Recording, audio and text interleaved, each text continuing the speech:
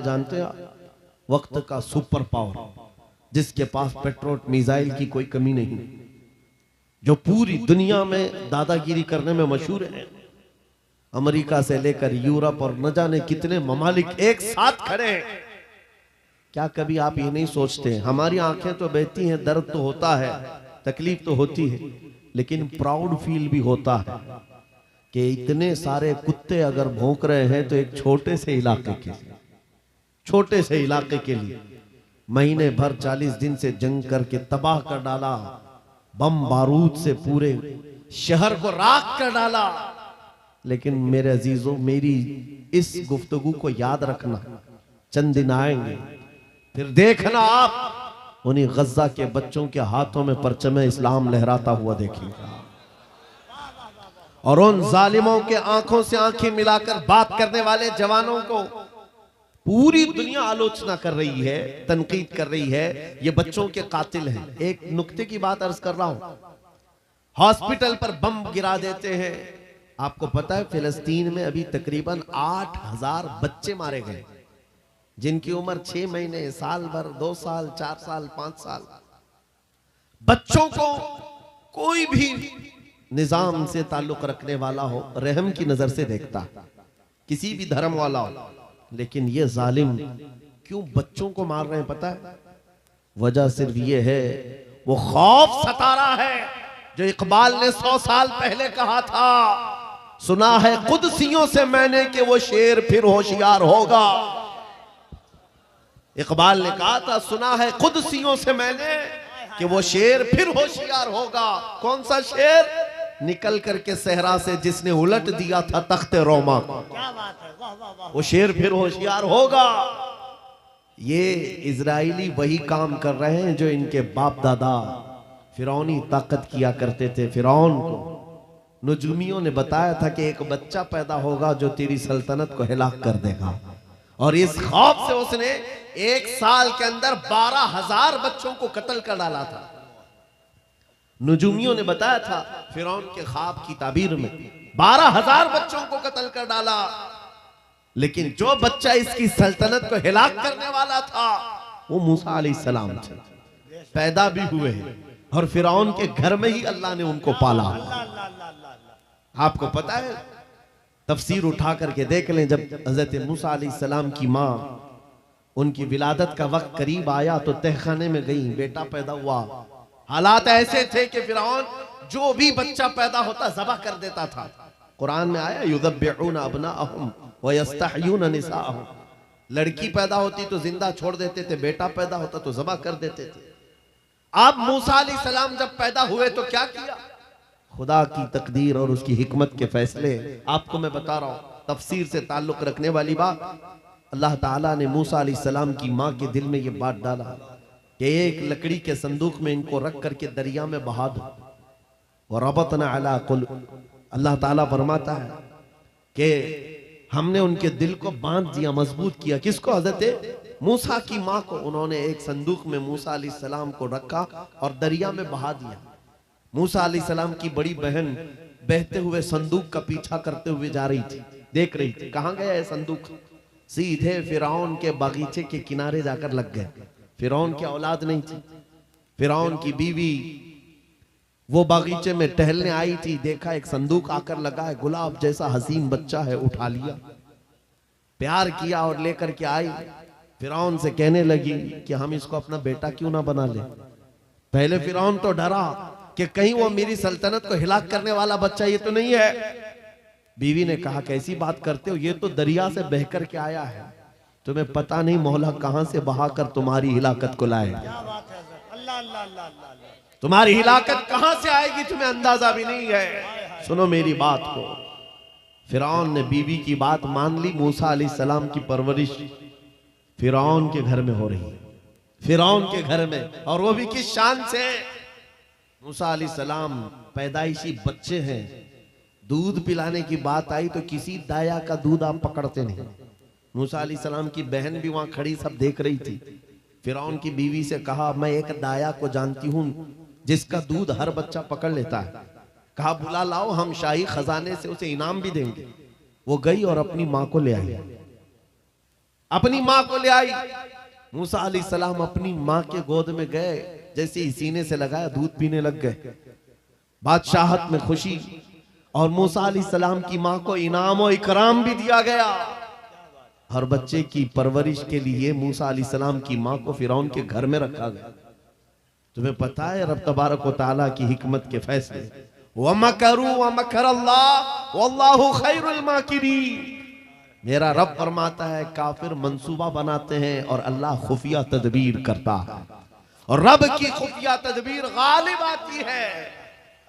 मूसा अलैहिस्सलाम जवान हुए फिरौन के घर में, फिरौन के घर में जवान हुए। उसके बाद फिर आपने जब अपनी नबूवत के बाद दावत हक पेश की तो फिरौन जानी दुश्मन हुआ। उसके बाद जो हालात हुए आपको पता है। फिरौन मूसा अलैहिस्सलाम को मारने के लिए पूरी फौज लेकर पीछे निकला।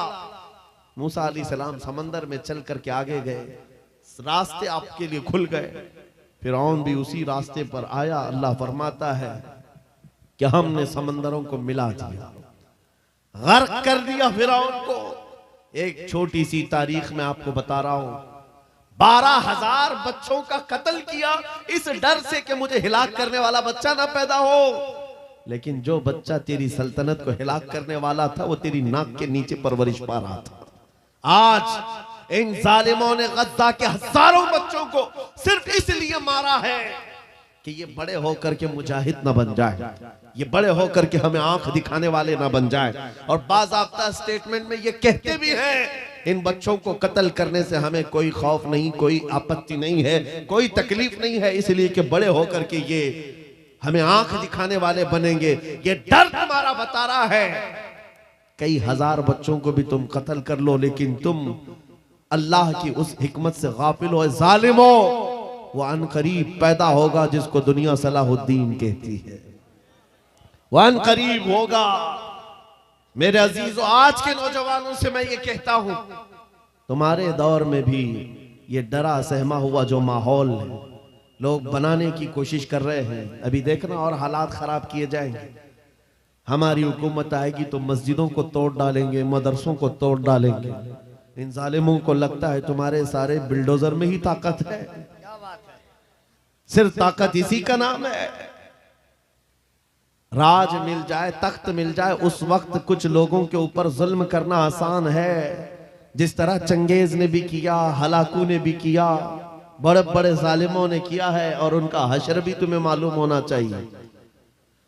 इंशाअल्लाह वो वक्त आएगा जब खसो खाशात की तरह तुम बहा दिए जाओगे, अखबारों में तुम्हारा नाम तक न होगा। और अगर कुछ बाकी रहेगा तो क्या रहेगा? न घबराओ मुसलमानों, अभी खुदा की शान बाकी है, अभी इस्लाम जिंदा है, कुरान बाकी है। ये जालिम काफिर क्या समझते हैं जो रोज हमसे उलझते हैं? अरे अभी करबला का आखिरी मैदान बाकी है। नारे तकबीर, नारे रिसालत, मुहाफिज़े नामूसे रिसालत, मसलके आला हजरत। नौजवानों, इस यकीन और के साथ और ईमान के साथ अपनी जिंदगी को आगे बढ़ाओ। खुदारा मैं तुमसे कहता हूं, अगले दिनों के बाद जब तुम्हारे इम्तिहान का वक्त आएगा, हर उस्ताद अपने बच्चे को इम्तिहान की तैयारी करा रहा होता है। बेटा सवालात ऐसे आएंगे, टाइम इतना होगा, स्क्वाड भी होंगे, चेक करने वाले एग्जाम हॉल में बार बार आएंगे, तुम्हें देखेंगे। उस वक्त तुम खौफ से अपने हाथ में कपकपी नहीं पैदा करना, दिल को जमाना और अपना इम्तिहान मुकम्मल करना। यह हर उस्ताद अपने बच्चों को तरकीन करता रहता है। अज़ीज़ान गिरामी वक़ार, इस मिंबर नूर से मैं आपको इस बात की तलकीन करके जाता हूं, इम्तिहान की घड़ी अनकरीब आने वाली है आपके साथ भी। और जो इम्तिहान तुम्हारा होगा वो इस्तिकामत का इम्तिहान होगा, तुम्हारे ईमान पर जमे रहने का, तुम्हारे डटे रहने का इम्तिहान होगा।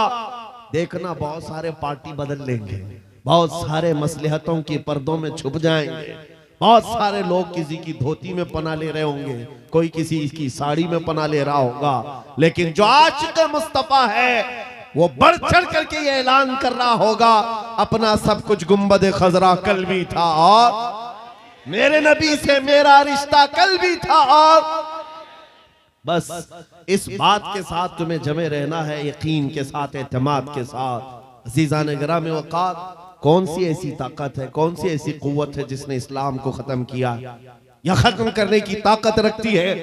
अल्लाह करीम जल्ल शानुहु खुद कुरान पाक में फरमाता है, युरीदूना लियुत्फिउ नूरल्लाहि बिअफ़वाहिहिम व यअबल्लाहु इल्ला अन युतिम्मा नूरह। अल्लाह फरमाता है, ये जालिम अपने मुंह के फूंकों से इस्लाम के चिराग को बुझाना चाहते हैं और अल्लाह तबारक व तआला इस चिराग को मुकम्मल करके रहेगा।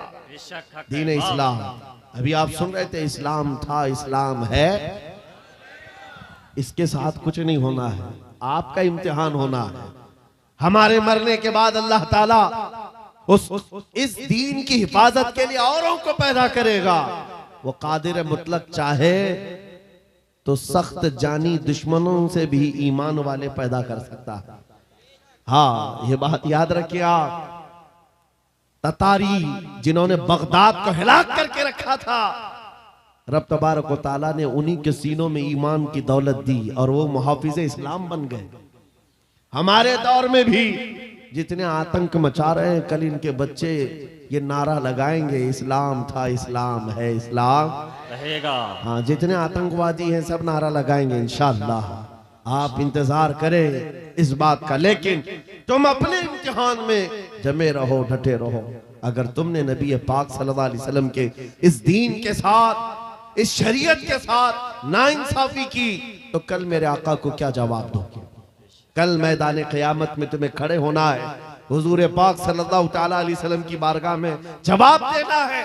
अगर मेरे आका ने पूछ लिया कि जिस वक्त मेरी शरीयत पर हमले हो रहे थे, जिस वक्त मेरे दीन को कुत्ते नोचने की कोशिश कर रहे थे, ऐ नौजवान बता तू मेरी सुन्नतों के साथ कितना अमल कर रहा था, तुम क्या जवाब दोगे? आका, मैं आपकी दाढ़ियां निकाल करके गटर नालियों में फेंकता था, मैं यहूदियों और ईसाइयों के तरीकों पर चलता था, क्या तुम नबी पाक को यह जवाब दोगे? आका, रात भर में गाने सुन करके सोता था, सुबह फजर की नमाज कज़ा करता था, ये जवाब दोगे?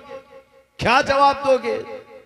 आपके पास अगर जवाब नहीं देने की ताकत है तो आज ही बदल डालो, जिंदगी बदल डालो, आज इनकलाब ले आओ। देखना, मैं अक्सर ये बातें कहता हूं ना, मैं चाकू छुरी की बात करता हूं, ये तो शायर लोग तलवार उठाने की भी बात करते हैं। हाँ, ये कहते भी हैं समझौता नहीं होगा, तलवार उठ जाएगी। मैं तो तलवार की भी बात नहीं करता। अरे प्लास्टिक का ब्लेड भी रख लो तो कल को हमको आतंकवादी घोषित कर दे। बम, बारूद, बंदूक, किसी चीज की बात नहीं करता, सिर्फ इतनी बात करता हूं, नबी पाक के इश्क में मलबूस होकर तुम सिर्फ रास्तों में चलते फिरते रहोगे, तुम्हारी चलत फिरत से कई कीड़े यूं ही मर जाएंगे। हक है, वाह वाह, बहुत खूब। हुजूर पाक की सुन्नतों में वो दम है, वो असर है, तुम्हारी चलत फिरत से कई कीड़े फना हो जाए। बात सिर्फ इतनी है, दीवार क्या गिरी मेरे खस्ता मकान की, लोगों ने आने जाने का रास्ता बना लिया। होता यही है, कोई पुराना घर गिर जाए ना, लोग इधर से उधर आने का रास्ता बना लेते हैं। आज हमारी जमात के अंदर इंतशार हुआ, नौजवानों में आवारगी आ गई तो हर कुत्ता हमको ही टारगेट करने लग गया, हर कुत्ता हमें ही भौंकने लग गया। मेरे अजीजों, शिद्दत से आज उस सलाहुद्दीन अय्यूबी की बात याद आती है। क्या आपको पता है, उनका दौर ऐसा है कि यहूदी माएँ, ईसाई माएँ अपने बच्चों को थपकियां देकर सुलाती थी, कहती बेटा सो जा नहीं तो सलाहुद्दीन आ जाएगा। हालांकि जुल्म से कोई तख्त नहीं बिछाया था, सुन्नते मुस्तफा का रौब ऐसा कायम था, हुजूर के इश्क का रौब कायम था, जिसकी वजह से पूरी दुनिया में उनकी तूती बोलती थी। आज करोड़ों की तादाद में है, करोड़ों की तादाद में जालिम हमें आंख दिखा रहे हैं। हमारे बच्चों का कत्ले आम, हमारी औरतों की इज्जतें नीलाम, हमारी गर्दनों पर राज, और बगैर किसी खौफ के शायर इस्लाम पर भौंकना आज की आदत सी बन गई। नौजवानों, तुम्हारे अंदर अगर ज़मीर बेदार है, गैरत मौजूद है, तो अपने आप को बदल डालो। जवाब देने का एक वक्त आएगा, इंशाअल्लाह वक्त आएगा जवाब देने का। लेकिन पहले मैं आपसे सिर्फ इतनी इल्तिमास करता हूं कि अपने आप को बदल लो।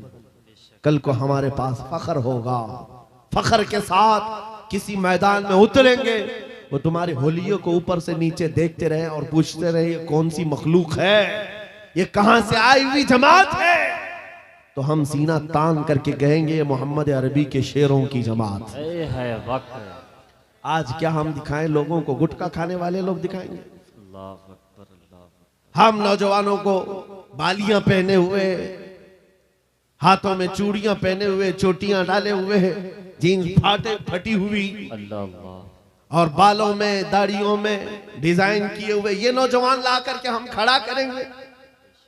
मेरे अजीजों, दुनिया के ऊपर अगर हैबत तारी होती है तो सिर्फ आशिकाने मुस्तफा से होती है, हुजूर के गुलामों से होती है। आज से 3 साल पहले पैरों से माजूर एक खादिम हुसैन ललकारता था, है हक है। वाह व्हील वाह। चेयर पर बैठ करके ललकारता था। अरे सफेद दाढ़ी हो चुकी, उम्र काफी है, सफेद दाढ़ी, पैरों में माजूरी, लेकिन पूरी दुनिया में ऐसी हैबत तारी कि यूरोप की जमीन भी हिलती नजर आए। हॉलैंड की पार्लियामेंट में बाज़ाब्ता उनको लेकर कहा जाए ये आदमी मोस्ट डेंजरस है, बहुत ज्यादा डेंजर है। हम सोचते हैं ये तो पैरों से माजूर सफेद दाढ़ी वाला व्हील चेयर पर बैठा हुआ तुम्हारे लिए कैसे डेंजर हो गया? तुम्हारे पास तो बहुत बड़े बड़े मिसाइल, एटम बम है, सब कुछ है। पता ये चला कि रब तबारक व तआला जो हैबत डालता है वो आशिक मुस्तफा की हैबत डालता है। हक है। नबी पाक की सुन्नतों पर आमिल है।